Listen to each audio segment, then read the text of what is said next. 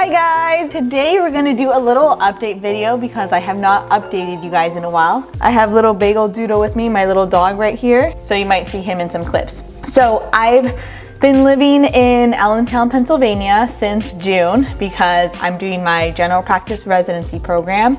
So I'm a couple months in now, June. The end of June, I started the end of June, but my official first day of being in clinic was the beginning of July. The end of June was mostly orientation. We're in August, so it's at least been a month. I also had 4 weeks of rotations, so I wasn't in clinic during this entire month of July.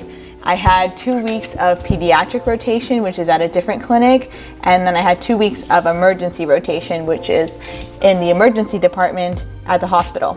So we worked in the, I guess I can take this off. We worked in the OR today. We didn't know what we were gonna do, so we took radiographs and then we discovered there wasn't much to do. So we did a really good cleaning. Crushed the cleanings. 10 out of 10. Yeah, it was a cool experience, but not exactly what I thought we were gonna do. I was also on call for a week, so I have all these little different experiences so far from my program.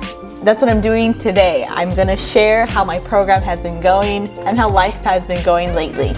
We're gonna take a small break from the video to introduce today's sponsor, which is Bitvae. So Bitvae is a company that makes water flossers and toothbrushes, and they were nice enough to send me a water floss and a toothbrush. I knew I was gonna love the water flosser before getting it because I love cordless water flossers. Let me tell you about my morning routine. The first thing I do when I wake up in the morning is go wash my face, I brush my teeth, then I go have breakfast. And then of course if I'm running late, I try to finish my breakfast. And right before leaving, I use my water flosser really fast to get all the food out of my teeth. I also use a water flosser if I'm home after I eat lunch. I use a water flosser to get the food out of my teeth. And then before going to bed, that's usually the first thing I do before I brush. So now let's talk a little bit about the toothbrush, which I was very impressed about. This is an affordable electric toothbrush. It also has a long battery life and a pressure sensor, and it's pretty similar to other electric toothbrushes. I was actually very impressed. Something about this toothbrush that other toothbrushes don't have is an app, iSpurs. So this toothbrush has an app called iSpurs. Here it is. You can track your brushing on the app. Start brushing. So it works by Bluetooth. It's actually really cool. Pending brushing, please turn on your toothbrush. Okay, that's going. And you just brush your teeth.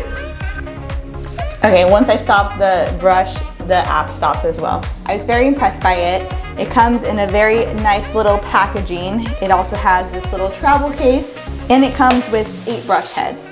8 brush heads, that's a lot of brush heads. So if you guys don't already have an electric toothbrush or a water flosser, definitely go get one. The water flosser will make your life so much easier. You can purchase the electric toothbrush and the cordless water flosser off of Amazon. I'll also be including a 30% off discount code, which will be linked in the description box below. Now back to the video.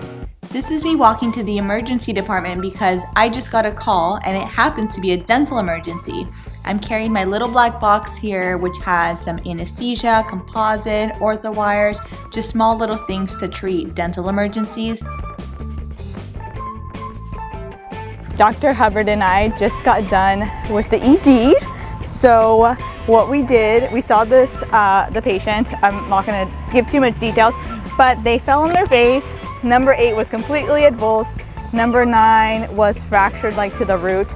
So what we did was we cleaned up the patient. The patient took some Tylenol, then I anesthetized her, and then we put some Limelight, kind of like something to decrease the sensitivity on the pulp of number 9.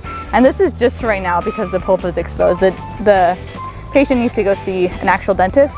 But the cool part for me, or for us, I don't know what the cool part for you was, but the cool part for me was putting the tooth back in. The best part for me was just helping. So just helping people and making them like feel an actual emergency. Exactly. And she was in a lot of pain, so yeah. We were actually helpful today, which is cool. Yeah. Sometimes I felt like a real doctor today. Yeah, we did something good. Yeah. Let's start off with my general practice residency program. How it's going. It's going well. I'm learning a lot. My first week there was definitely very stressful because I was used to doing dentistry in dental school, seeing 2 patients a day maybe. Seeing one patient in the morning, seeing one patient in the afternoon at max.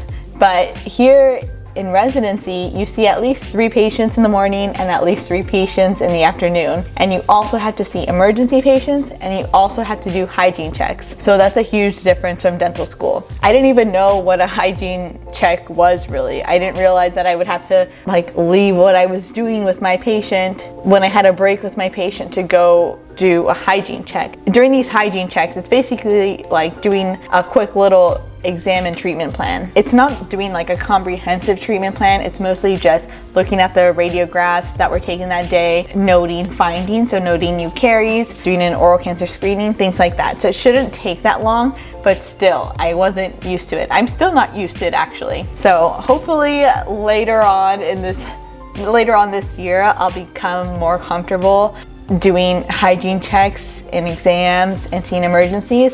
But for now, it's still a little rough.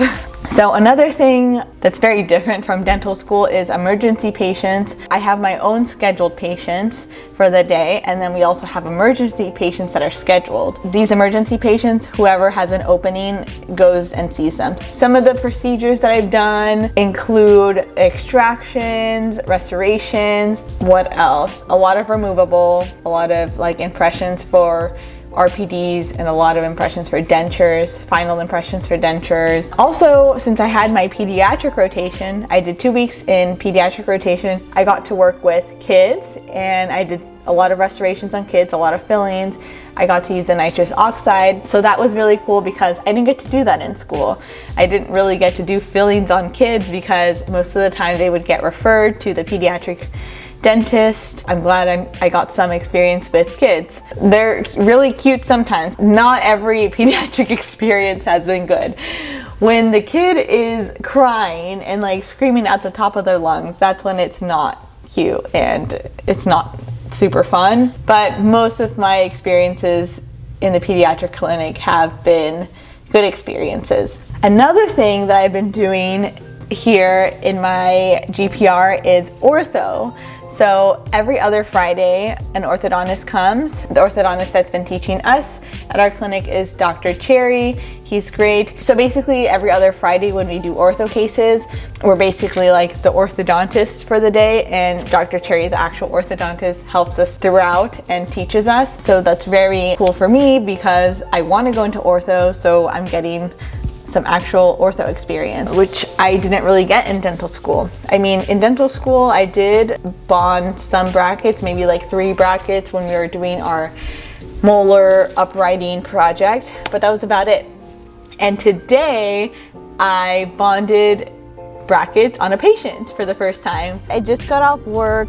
It's August 19th, and today was kind of cool because I placed braces for the first time. I placed some brackets on just one side of the mouth from L5 to L1. So that means from the first central incisor to tooth number 5. The ortho numbering system is a little bit different than the universal numbering system. So I did that this morning, and then I also did a surgical extraction for the first time, which is cool. And this was wisdom tooth number 32.